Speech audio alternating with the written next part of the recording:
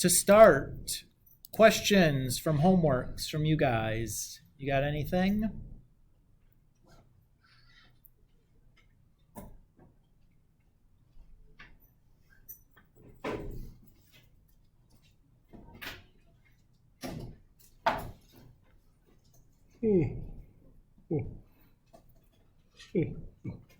Yeah, Grace. Can you do like one on like the worksheet? The worksheet? Yeah. Like the half of, Which one? like the second page. The second page or the third page? The second page. Okay. You got one in particular? Like number 8. Okay. So these the directions say use the power reducing models. So I'm going to go ahead and look at my power reducing formula. The problem for number 8 is already in degrees. Oops, that's not what I wanted it to do. So I don't have to worry about converting from radians to degrees. And the power reducing don't require me to rewrite my angle in any particular way. So I can just go dive straight into the formula. So I'm going to just use power reducing number 2. So 1 plus cosine of 2 times negative 105 over 2. Now, 2 times negative 105 is really negative 210. Now, I can look at my unit circle going backwards 210 degrees, or I could add 360 to that to make it 150. Either way of thinking about it is okay. So I'm looking at cosine of 150. So I locate that on my unit circle. Cosine of 150 is negative root 3 over 2. And then I just have to take care of the fractions inside of fractions.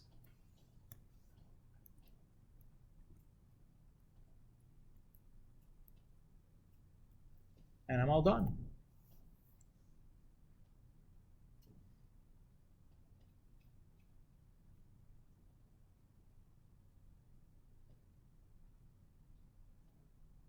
Grace, does that seem okay? Yeah.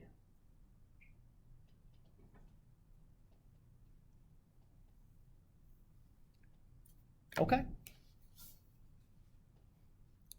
Other questions?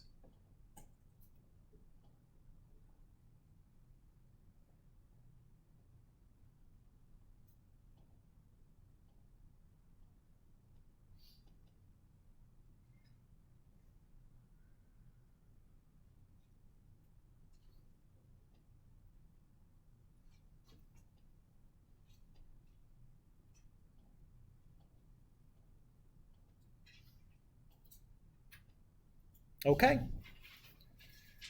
On to section 7.2 then.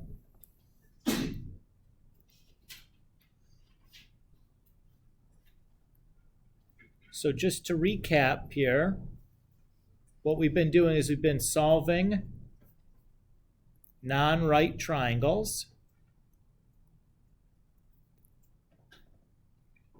At this point, we've seen examples where we've done angle, angle, side, and angle, side, angle. We know we have to use the law of sines, and there's nothing extra to worry about with those ones. And then we looked at side, angle, side, and side, side, side. We know we have to use law of cosines to do that, but there's a couple of things to look at here first, right? We had to be careful here on these ones.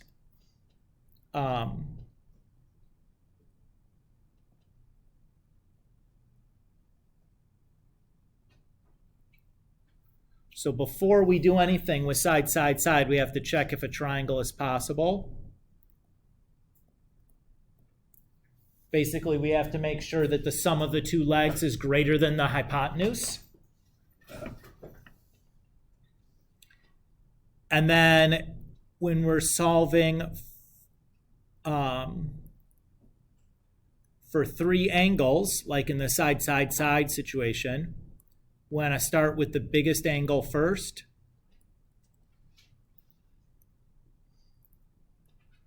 And when we're solving for two angles, whether it's in the side angle side situation or after we found one angle in the side, side, side situation, we want to pick the smaller of the two angles.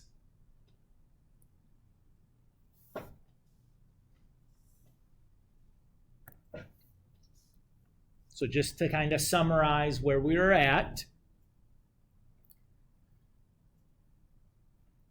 Now there are 5 of these situations that can come up. We've talked about 4 of them. That leaves 1 remaining. That is the focus of what we're going to talk about today, is how to deal with the side angle situation, which is the hard one because a bunch of different things can happen here. So if you remember back to geometry and you remember back to triangle congruence, each one of these 4 situations was enough information to show triangle congruence.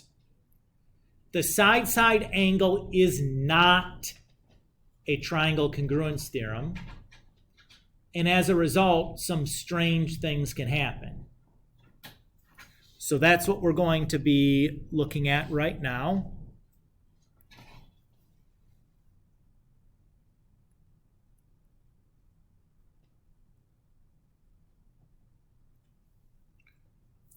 So this side-side angle situation can have 3 possible outcomes. You can have 0 triangles possible. The information you're given, you can't make a triangle out of. You can have 1 triangle possible, in which case it proceeds just like the regular problems we've done. Or you can have 2 triangles possible, which seems strange, but the information provided, you could make 2 distinct triangles. So it's going to be really important before we start solving anything, we figure out which one of these 3 situations which one of those 3 situations we're landing in, whether there's 0 triangles, 1 triangle, or 2 triangles. Everybody's okay? Okay. So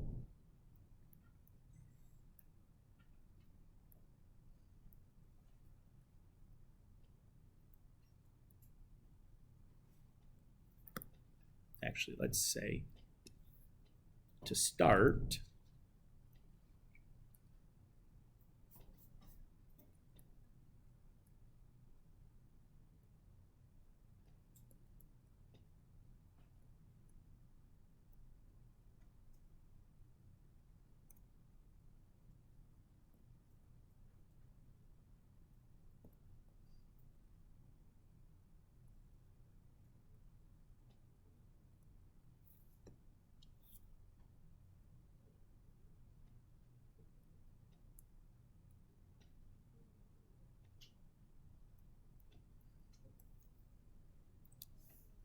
so to figure out what's going on, we're going to have to look at our given information.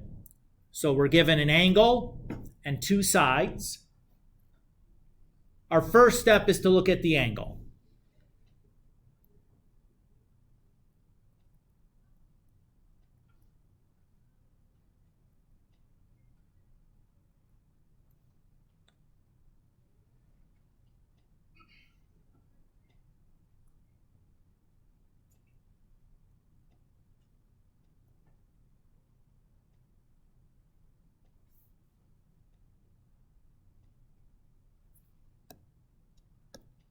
So the first case is that the given angle is 90 degrees or bigger.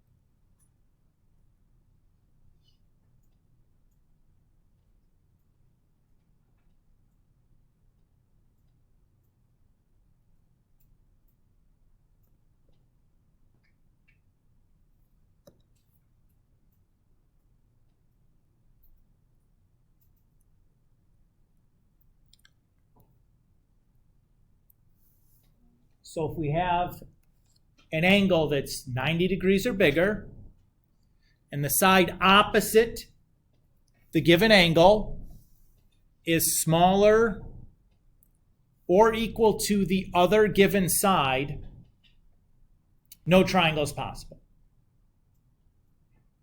Let's think about why that has to be the case.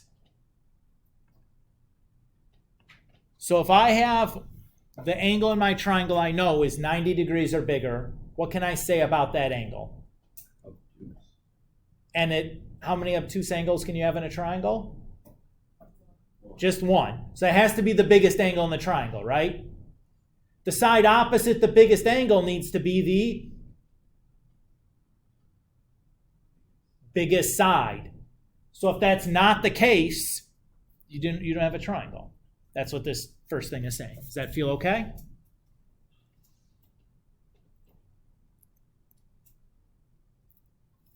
And I'm just going to put otherwise one triangle.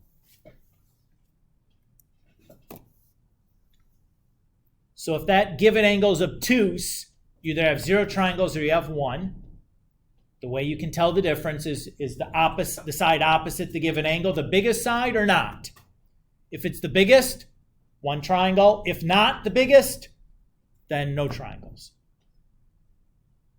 Does that feel okay? All right, let's look at case 2.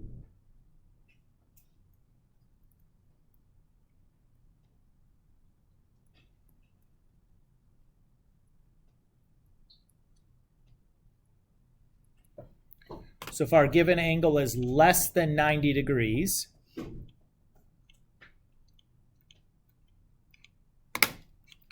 want to make sure I have the criteria right before I write anything down. Okay.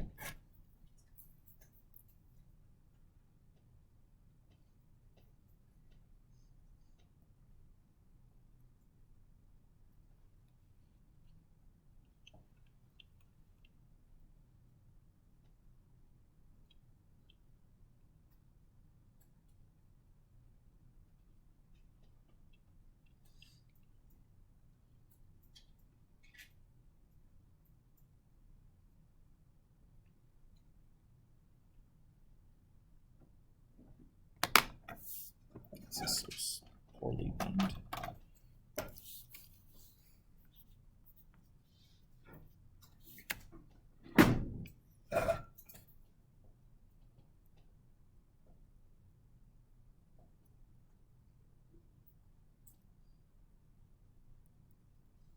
So if the side opposite the given angle is bigger or equal to the other given side,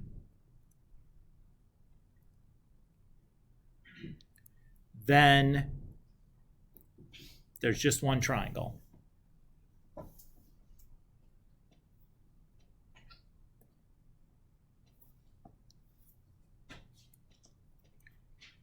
Otherwise,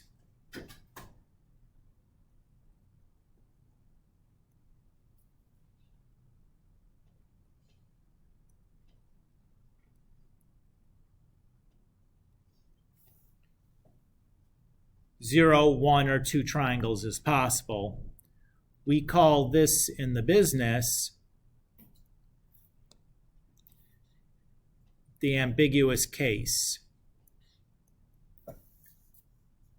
When we run into this situation where still after analyzing the given information, we can't tell what's going on without doing further analysis, we call this the ambiguous case because it still could be 0, 1, or 2 triangles. Okay? This is the one that this is the situation we have to watch out for when doing these problems. So let's look at how we can deal with the ambiguous case.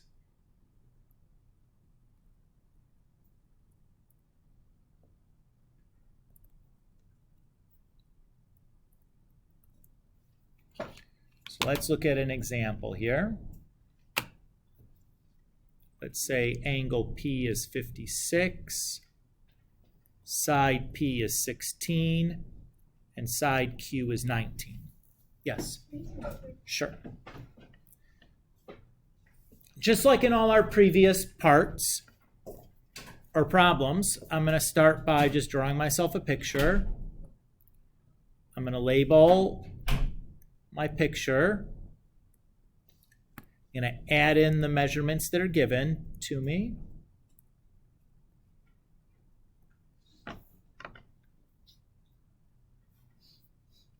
Everybody so far so good? I note that this is an SSA case,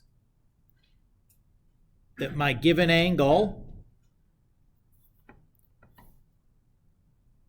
is less than 90, and the opposite side is less than the other side. So this is the ambiguous case.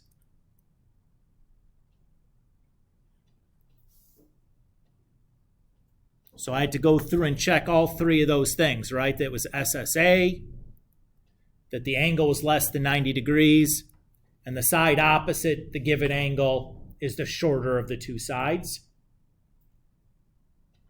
So those are the three things I need to check in order to determine I'm in the ambiguous case. Now, to deal with the ambiguous case, what I'm going to do is I'm going to set up a law of sines, just like I would to solve this problem. So I notice that I know both angle P and side P. So I know that I'm going to start by saying sine of 56 over 16 equals, and the only other part of this triangle I know anything about is side Q. I don't know a thing about R. I don't know either the side or the angle. So I know that my other piece of my ratio has to involve Q.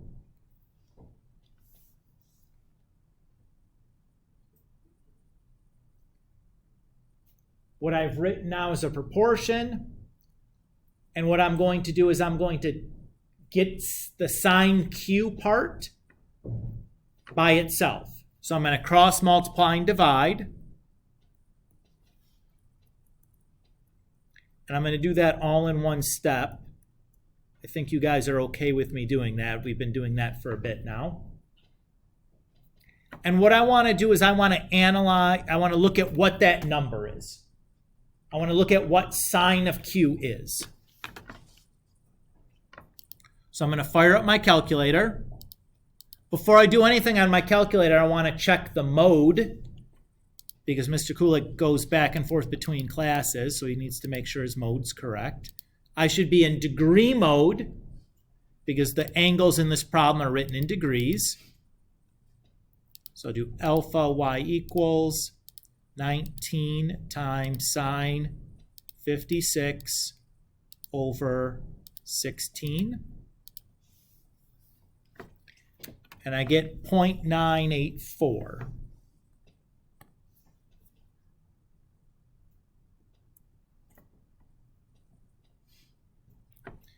That number is going to tell me what to do. If that number is greater than 1, means there's 0 triangles and your problem is over. There's no triangle possible. If that number is exactly 1, we have 1 triangle possible. If that number is less than 1, we have 2 triangles possible. So that's how I'm going to sort my way through the ambiguous case. So in this particular problem, we have 2 triangles possible, right?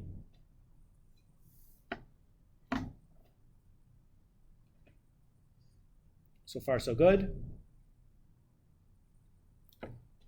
Okay. Let's go ahead and solve this the rest of the way to show you how I get 2 triangles out of this information. Sound good? My first order of business is to divide my paper into 2 halves where I'm going to have the information for triangle 1 and the information for triangle 2, because a lot of the difficulty here becomes just keeping things straight. The given information is the same in both triangles.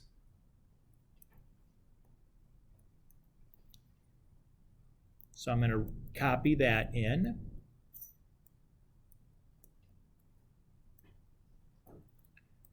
You notice that when I'm writing my the things that I'm going to be solving for, I'm including a subscript of 1 and 2. That's just to help me remember which triangle that measurement belongs to. So for angle Q, angle R, and side R, I'm going to add a subscript of 1 or 2 so I can tell which triangle I'm using.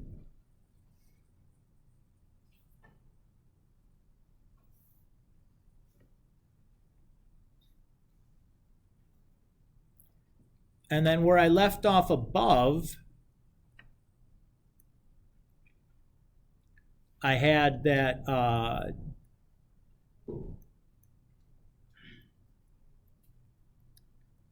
sine of angle Q, and this time, since I'm working in triangle 1, I'm going to write that as Q1, equaled sine, or 19 sine 56 over 16, right? Or if you want, we could have just called that 0.984. You could have kept that number. What I'm going to do now is I'm going to solve for angle Q. How do I cancel off the sine that's in front of angle Q? Sine inverse. So I'll do sine inverse to both sides.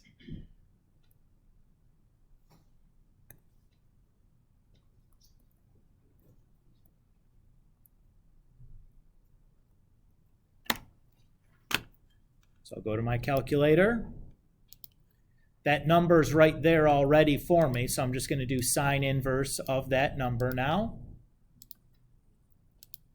And I get 7989.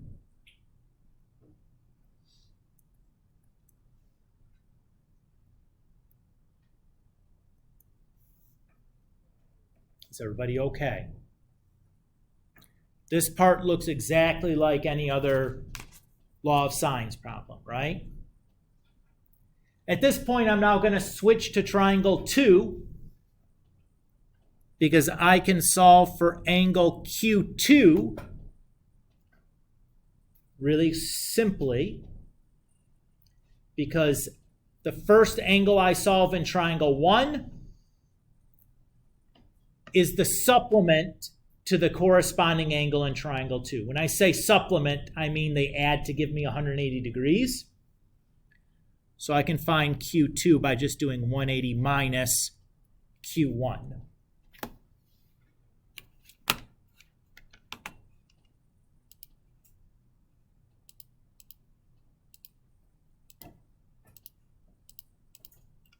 So 100.11.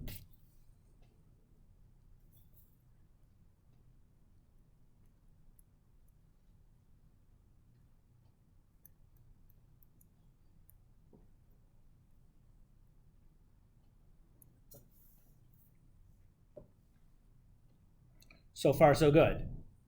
Yes? I'm going to jump back to triangle 1 now. Notice in triangle 1, I now know 2 of the 3 angles, correct? I know P and Q. That's going to allow me to solve for angle R really easily.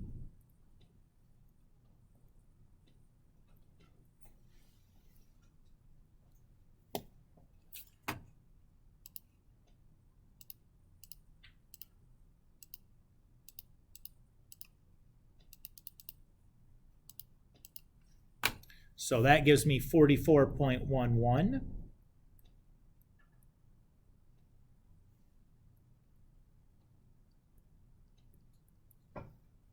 And I can do the same kind of thing in triangle 2, but I have to make sure that I'm using angle Q2 to do it, right? P is the same angle in both triangles, but the Q in triangle 2 is different than the angle Q in triangle 1. So I'll do 180 minus 56 minus the 100.11. So I get 2389.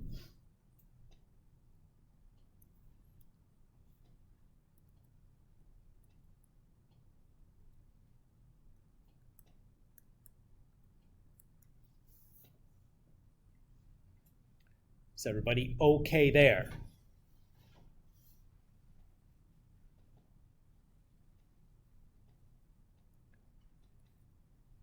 Now I'm going to switch back to triangle 1, and I'm going to solve for the remaining side R1. So I'm going to start with I'm going to do another law of sines. So I'm going to have sine P over P equals sine R1, which I just found, over side R1.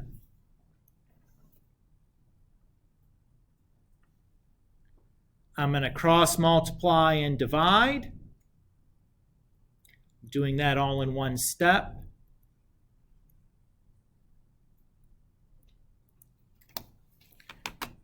Go to my calculator.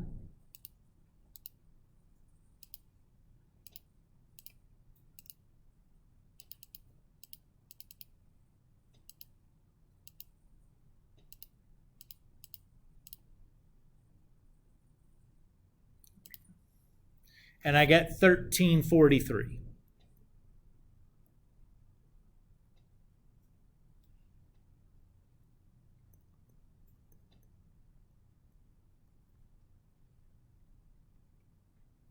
To solve for side R2, I'm going to set up the same proportion using the law of sines, but since I'm in triangle 2, I need to use angle R2.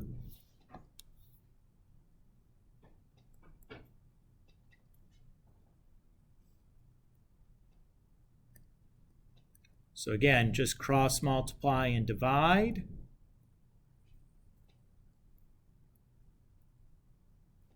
Notice it's the same problem, it's just a different angle in my numerator because my R1 and R2 were different values.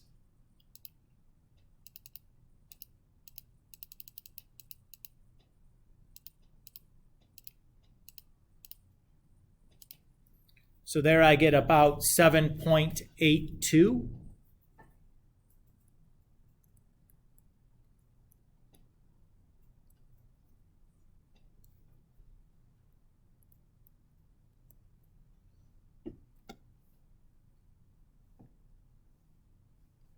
And now I'm just going to take a moment and check my answers here. So two things I want to check on these. I want to make sure that if I add up my angles, I get 180 degrees in each triangle. I do. And then I want to make sure that the biggest side is opposite the biggest angle. The medium side is opposite the medium angle. And the smallest side is opposite the smallest angle. And that's true in both triangles. So I'm pretty happy with my result. What do you guys think? This is I think the hardest thing we do in chapter 7. Where's my thing at today?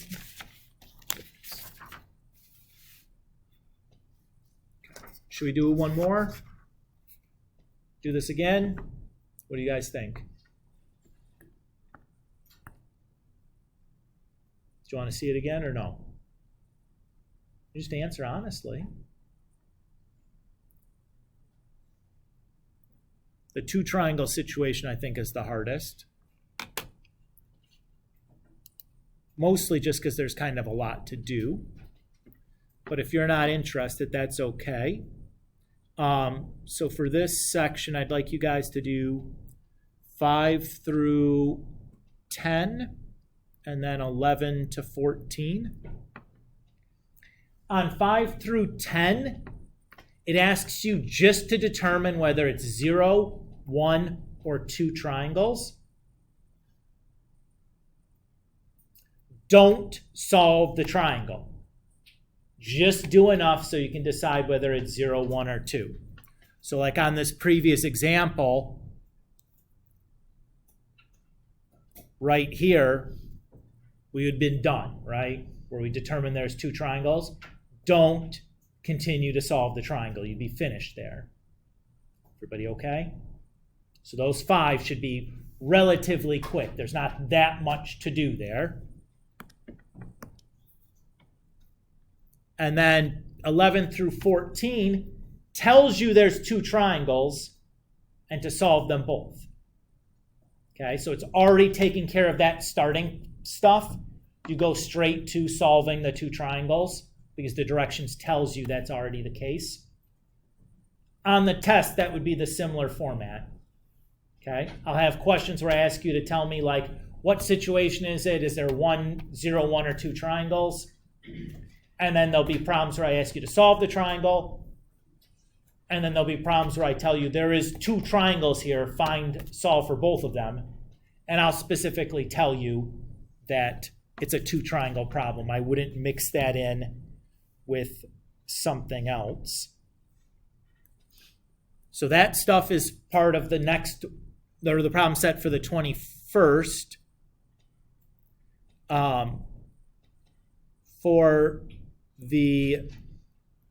For next time, let's see, what did we do? We had like this, and then chapter 7, I asked you guys to do like 1 through 4, and then like 15 to 22. This stuff is due, well, let's make it due on Monday at midnight since we don't have school on Sunday. Mr. Cool could be very honest. He's not going to look at anybody's homework till he gets to work on Tuesday morning. So, everybody's cool with what's due when? Felt okay about what we did today? The hardest part is kind of figuring out how many triangles is going on. Once you've gotten that information, it's really pretty straightforward, but keeping yourself organized and making sure you remember where you're at in the problem is really important, right? If you can do that, these problems shouldn't be too hard. So be neat, stay organized. Some of you, that'll be easier than for others. I've looked at your work. Some of you guys are very methodical and organized and very neat, and it shouldn't be too big of a problem. Some of you guys are like all over the place and like writing up the side of your paper and like doing all kinds of weird things, and you have work all over the place that doesn't flow linearly. I would encourage you to try to be very organized on these problems, as it'll really help keeping track of where you're at and what you still need. Okie doke? Okay. I'm going to stop talking then, and you guys can get to work on something else. We have like 10 minutes or something remaining.